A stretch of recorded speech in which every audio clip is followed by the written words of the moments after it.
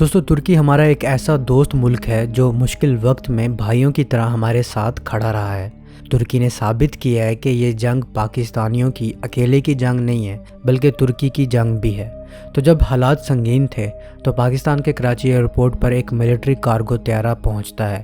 کچھ کے مطابق یہ ایک نہیں بلکہ 6 تھے۔ تو تب انڈیا شور مچا دیتا ہے کہ ترکی پاکستان کی ہیلپ کر رہا ہے، ملٹری اکوپمنٹ پاکستان کو پہنچا رہا ہے۔ تب ترکی کے آفیشلز نے کہا کہ وہ طیارہ تو صرف فیول بھروانے کے لیے اترا تھا۔ پھر جب ترکی کا جنگی بحری بیڑا پاکستان آتا ہے تب پھر انڈیا شور مچاتا ہے، لیکن ترکی کہتا ہے کہ ارے یہ تو خیر سگالی کے طور پر پاکستان بھیجا ہے۔ بات یہ نہیں ہے کہ ترکی ڈرتا ہے انڈیا سے اس لیے نہیں مانا، بات یہ ہے کہ ہیلپ ایسے ہی کی جاتی ہے چپ کر کے۔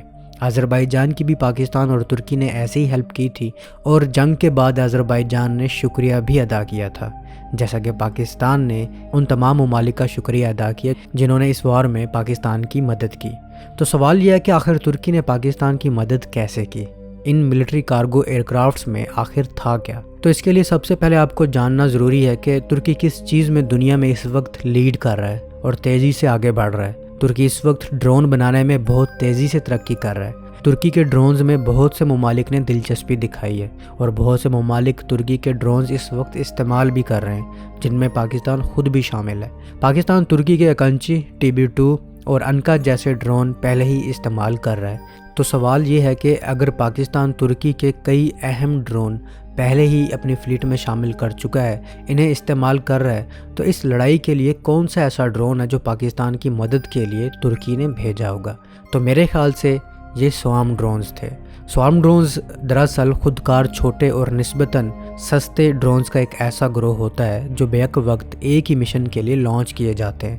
ان کا بنیادی مقصد یہ ہوتا ہے کہ دشمن کے دفاعی نظام کو تعداد کے ذریعے مغلوب کر دیا جائے۔ یہ ڈرونز آپس میں مربوط طریقے سے کام کرتے ہیں، جیسے شہد کی مکھیوں کا ایک غول یا پرندوں کا جھنڈ۔ ان میں مصنوعی ذہانت یعنی کہ آرٹیفیشل انٹیلیجنس اور جدید نیویگیشن سسٹمز استعمال ہوتے ہیں جو انہیں آپس میں رابطے، خود فیصلہ سازی اور مشترکہ حکمت عملی اپنانے کی صلاحیت دیتے ہیں۔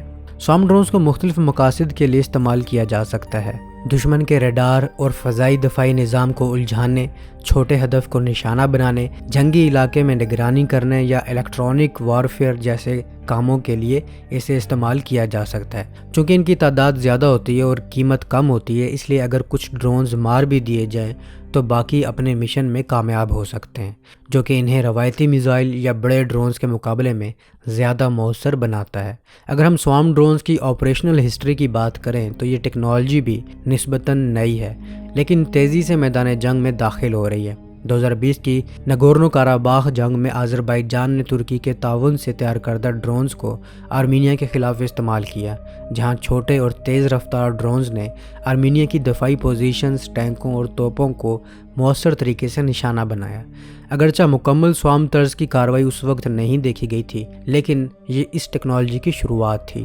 اسی طرح یمن میں حوثی باغیوں نے بھی سعودی عرب کے خلاف ایک جیسے انداز میں ڈرون حملے کیے، جن میں بیک وقت کئی ڈرونز لانچ کر کے دفاعی نظام کو الجھایا گیا۔ ایران بھی اس میدان میں آگے ہے، جو متعدد سستے ڈرونز کے جھنڈ کو استعمال کرنے کی صلاحیت رکھتا ہے۔ چین اور امریکہ جیسے ممالک سوارم ڈرونز پر وسیع تحقیق کر رہے ہیں۔ چین نے بحری مشقوں میں چھوٹے ڈرونز کے جھنڈ کے ذریعے فرضی دشمن کے جہازوں پر حملے کیے، جبکہ امریکہ نے ڈارپا جیسے اداروں کے ذریعے ایسے سمارٹ ڈرونز پر تجربات کیے جو خود کار انداز میں دشمن کی تلاش، پیچھا اور حملہ کر سکتے ہیں۔ سوارم ڈرونز کا مستقبل جدید جنگی حکمت عملی میں ایک اہم موڑ تصور کیا جا رہا ہے، کیونکہ ان کی مدد سے کم لاگت میں بڑے نتائج حاصل کیے جا سکتے ہیں۔ پاکستان، ترکی، ایران، چین اور دیگر کئی ممالک اب اس صلاحیت کو اپنے ہتھیاروں کے ذخیرے میں شامل کر رہے ہیں، جو آنے والے وقت میں روایتی جنگ کے اصول بدل سکتے ہیں۔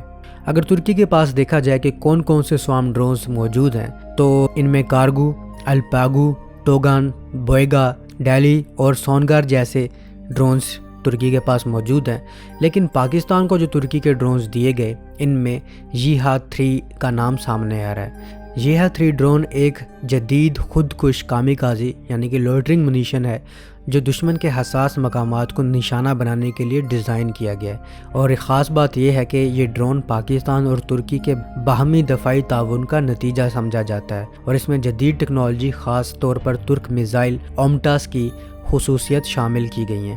یہ ایک سمارٹ، مہلک اور کم لاگت والا ہتھیار ہے جسے خاص طور پر سوام یعنی کہ جھنڈ کی شکل میں لانچ کرنے کے لیے بنایا گیا ہے تاکہ دشمن کے ایئر ڈیفنس سسٹم کو مغلوب کیا جا سکے۔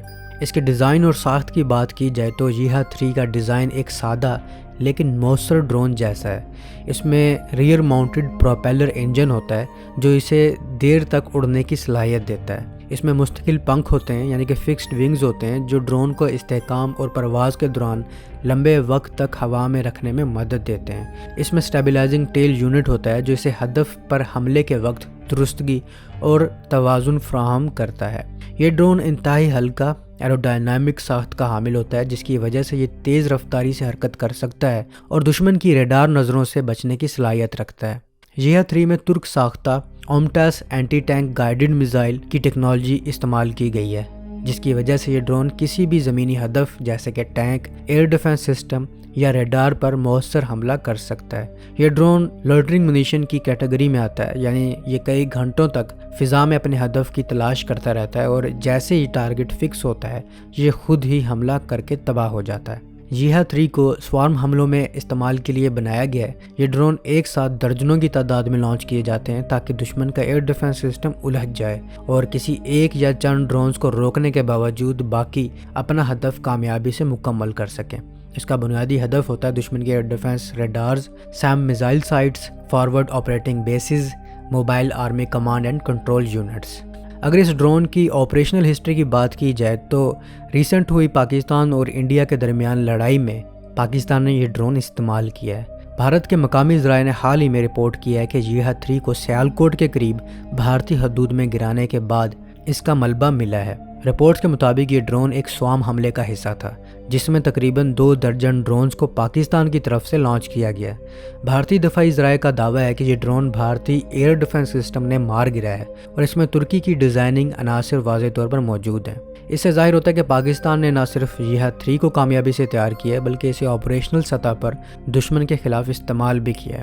جہاد 3 کو صرف پاکستان میں استعمال نہیں کیا جا رہا بلکہ رپورٹس کے مطابق یہ البانیہ اور یوکرین جیسے ممالک کو بھی برآمد کیا گیا ہے جو کہ اس کی موثریت اور بین الاقوامی سطح پر قبولیت کا ثبوت ہے۔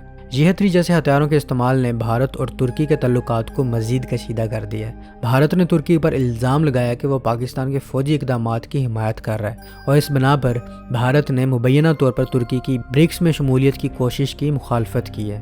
اس قسم کے ڈرونز نہ صرف میدان جنگ میں بلکہ سفارتی میدان میں بھی اثر انداز ہو رہے ہیں۔ تو اس لڑائی میں انڈیا کی طرف سے جو کلیم کیا گیا ہے کہ ان کے ایئر ڈیفنس سسٹم نے یہ ڈرون مار گرایا ہے تو یہ ڈرون بنے ہی اس کام کے لیے ہیں۔ یہ جھنڈ میں جاتے ہیں، 2 درجن ایسے ڈرونز میں سے ایک آدھے کو اگر آپ مار بھی دو تو کوئی مسئلہ نہیں، جبکہ باقی اپنا کام پورا کرتے ہیں۔ اس ڈرون کی ایک اور خاص بات یہ ہے کہ یہ ڈرون سائیکولوجیکل وارفیئر بھی لڑتا ہے۔ اس کی آواز ایسی ہے کہ تاکہ عوام میں ڈر اور خوف پیدا ہو جائے اور جان بوجھ کر اس کی آواز ایسی رکھی جاتی ہے۔ ڈرون کی سائیکولوجیکل وارفیئر ایک ایسا حربہ ہوتا ہے جس میں ڈرونز کو دشمن کی ذہنی، نفسیاتی اور جذباتی حالت پر اثر انداز ہونے کے لیے استعمال کیا جاتا ہے۔ یہ محض فزیکل یا عسکری حملے کا معاملہ نہیں ہے بلکہ اس کا مقصد دشمن کے حوصلے پست کرنا، خوف و ہراس پھیلانا اور نفسیاتی دباؤ پیدا کرنا ہوتا ہے۔ دشمن کی قیادت، ملٹری یا عام افراد اس دھڑکے میں مبتلا رہتے ہیں کہ نہ جانے کب اور کہاں حملہ ہو جائے۔ اس غیر یقینی صورتحال سے شدید نفسیاتی دباؤ پیدا ہوتا ہے۔ ڈرونز کی گونجتی ہوئی آوازیں بھی ایک نفسیاتی ہتھیار کے طور پر کام کرتی ہیں۔ کئی تحقیقات کے مطابق ایسی آوازوں سے ذہنی دباؤ، پریشانی، نیند کی کمی اور مستقل خوف کی کیفیت پیدا ہو جاتی ہے۔ میں آپ کو یہاں پر جہاد 3 کی آواز بھی سناتا ہوں جس نے یقینی طور پر انڈیا میں نفسیاتی دباؤ بڑھایا ہے۔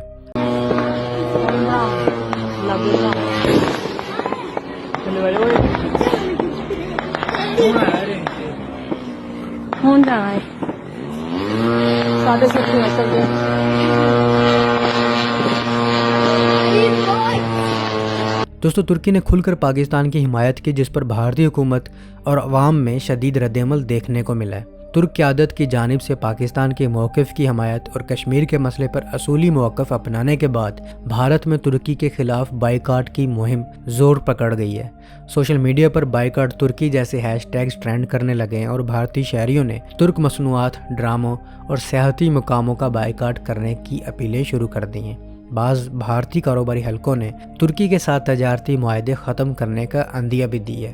یہ صورتحال بھارت میں قومی جذبات کے تناظر میں دیکھی جا رہی ہے، تاہم ماہرین کے مطابق یہ رد عمل سفارتی سطح پر بھارت کی کمزوری اور ترکی پاکستان قربت پر بڑھتی ہوئی خفگی کو ظاہر کرتا ہے۔ تو اب تک کے لیے اتنا ہی، امید آپ کو یہ ویڈیو پسند آئی ہوگی۔ ملتا ہوں ایک نئی اور دلچسپ ویڈیو کے ساتھ، تب تک کے لیے اپنے ہوسٹ بلال کو اجازت دیجیے۔